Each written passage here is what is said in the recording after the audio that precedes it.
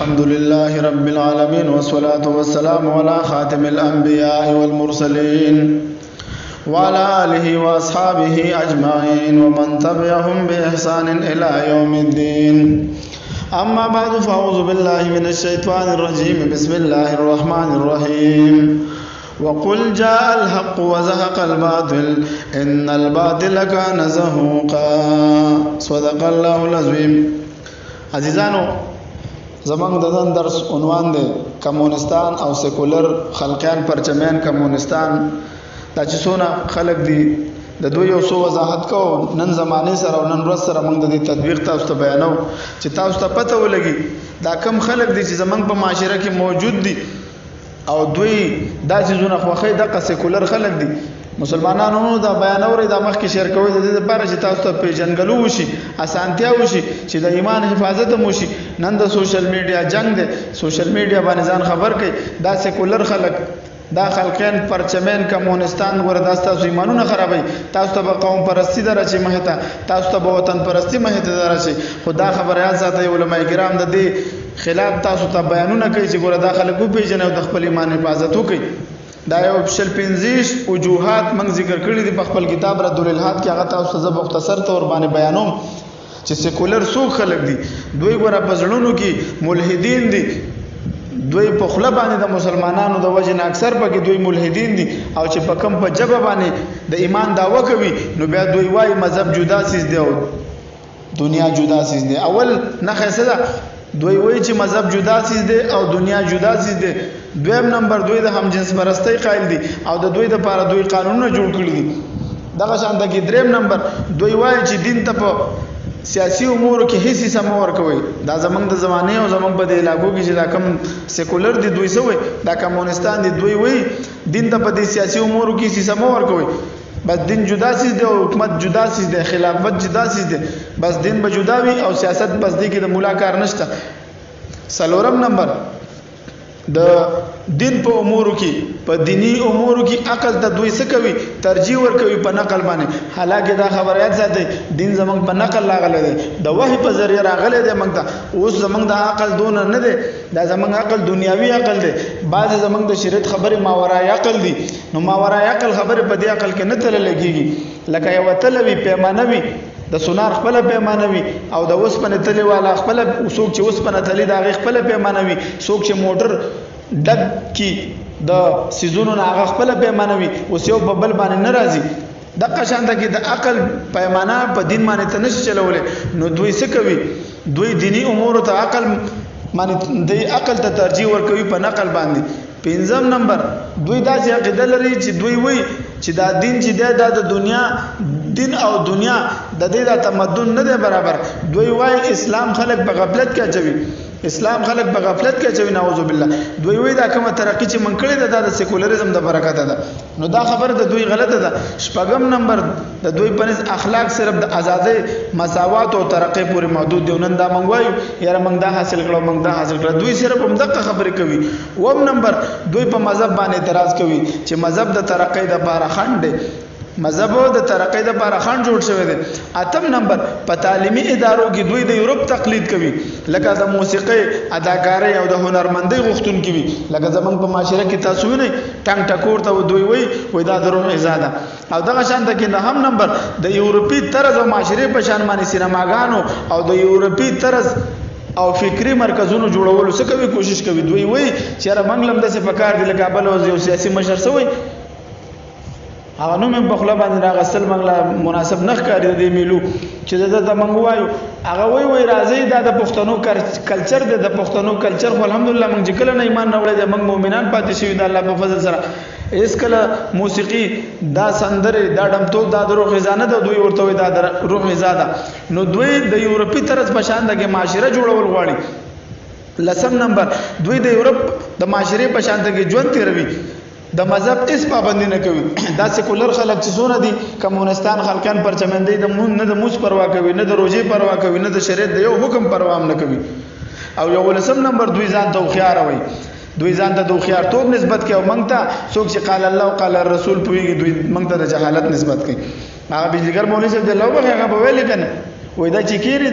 ځان ته پړه لیکوي ځان ته خيار وي مونږ ته جاهلان وي څوک چې د امتیازو ټیسټونه کوي دی ځان ته خيار وي څوک چې قال الله قال الرسول وي دیتا جاهلان وي ته سوچو کدی دغه شان دغه 12 نمبر د فقه اکثر مسائل او قواعد د خپل نفع د پارزان د پار استعمالوي او دغه شان دغه 14 نمبر ازادۍ طرف ته دوی دعوت ورکوي په خاص تور د بیان د ازادۍ طرف ته او دغه شان دغه د 14 نمبر د دین اسلام چې څومره شوبې دي او په دې کې هر یو څه ځکه کو علماء کرام دي چې اسلامي کتابونه کې څومره دي دوی کوشش کوي چې دا بدنام کړي او دغه شان دغه په مسلمانانو باندې تهمتونه لګوي چې دوی دهشتګرد دي دوی تنگ نظر دي دوی جاهل دي دا نن موږ تاسو دا خبرې اورو نن د سوشل میډیا دور دی تاسو هر یو انسان سوشل میډیا استعمالوي دا تاسو په خپل پته لګي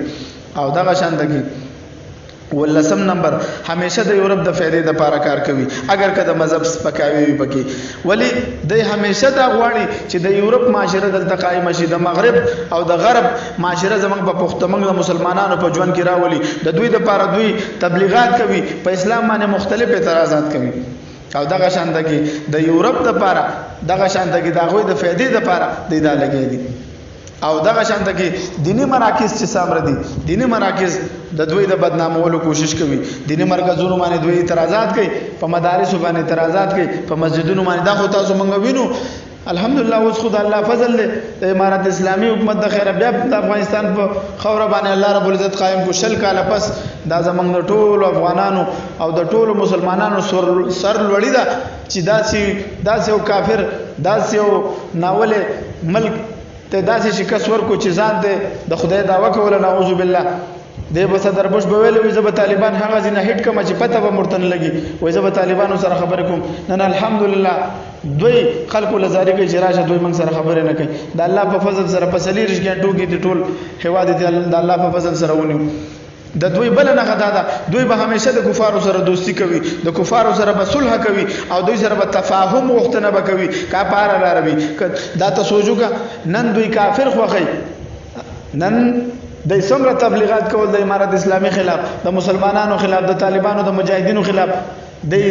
اسلام بد شو او یورپ امریکا له دوی ډیر زاریګانې وکړي چې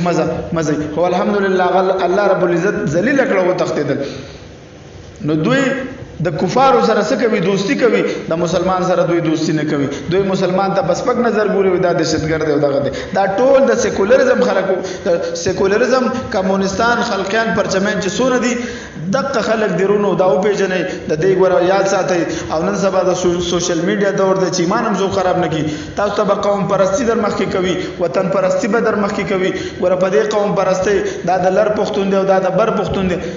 دا موږ ټول مسلمانانو چې کلمه ویل د لا اله الا الله محمد رسول الله دا زمارور دي که هغه پښتون دي که هغه پنجابي دي که هغه سندي دي که بلوچي دي که هغه انګريزي وي که هغه عربي وي که عرب دي او که عجم دي ګور قومیت دلته نشته قومیت داوا خو شیطان وکړه چې ځان دی ویلي خلقتني من نار وخلقته من دين زد د خور زد د اور نه پیدا کړم د خور نه پیدا کړل